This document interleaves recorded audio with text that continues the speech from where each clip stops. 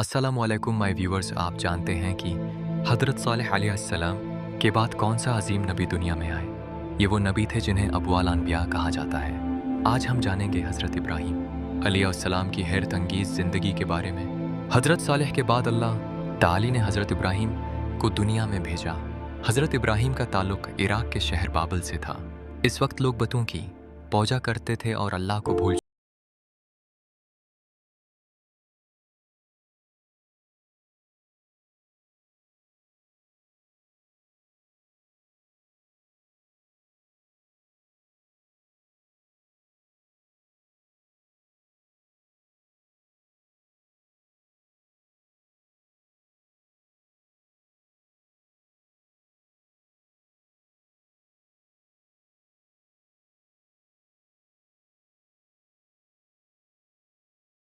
जाया कि बद कुछ नहीं कर सकते। आग का मौजज़ा कौम बहुत गुस्सा हो गई और उन्होंने फैसला किया कि हज़रत इब्राहीम को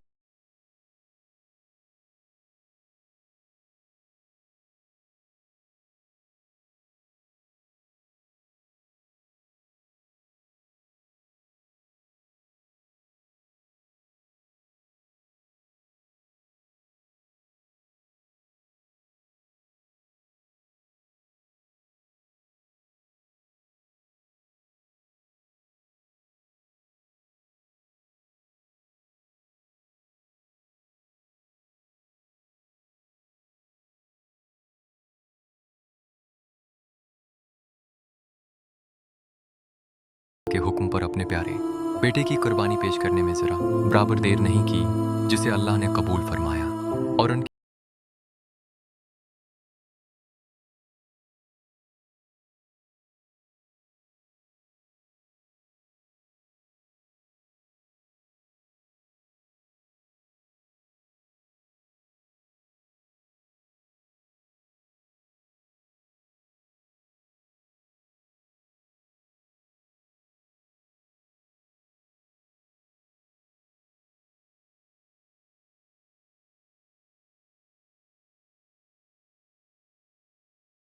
इस्माइल के साथ मुलकर खाना काबा तामीर किया।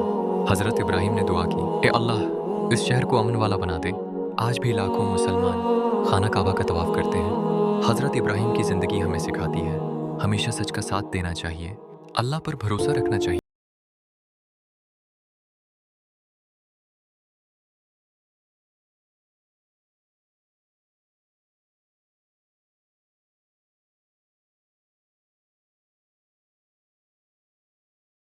और मोमिनो ये ना समझना कि ये जालिम जो काम कर रहे हैं अल्लाह उनसे बेखबर है। वो इनको उस दिन तक मोहलत दे रहा है जबकि दहशत के सबब आंखें फटी की फटी रह जाएंगी और लोग सर उठाए हुए मैदान क़यामत की तरफ दौड़ रहे होंगे। उनकी निगाहें खुद अपनी तरफ लौट न सकेंगी। क्या तुमने नहीं देखा कि तुम्हारे परवरदिगार ने कौम आद के साथ क्या किया? जो इरम कहलाते थे, दराज कद मानंद सुतूनों के तमाम मुल्क में ऐसे पैदा नहीं हुए थे। और समूद के साथ क्या किया? जो वादी कुरा में चटाने तराशते थे। और फिरौन के साथ क्या किया? जो खेमे और मेखे रखता था। ये लोग मुल्कों में सरकश हो रहे थे, बस उनमें बहुत सी खराबियां करते थे, तो तुम्हारे परवरदिगार ने उन पर अजाब का कोड़ा बरसा दिया। बेशक तुम्हारा परवरदिगार ताक में है। अल्लाह उन्हीं लोगों की तौबा कबूल फरमाता है जो नादानी से बुरी हरकत कर बैठते हैं फिर जल्द तौबा कर लेती हैं। बस ऐसे लोगों पर अल्लाह तवज्जो करता है और वो सब कुछ जानने वाला है, हिकमत वाला है।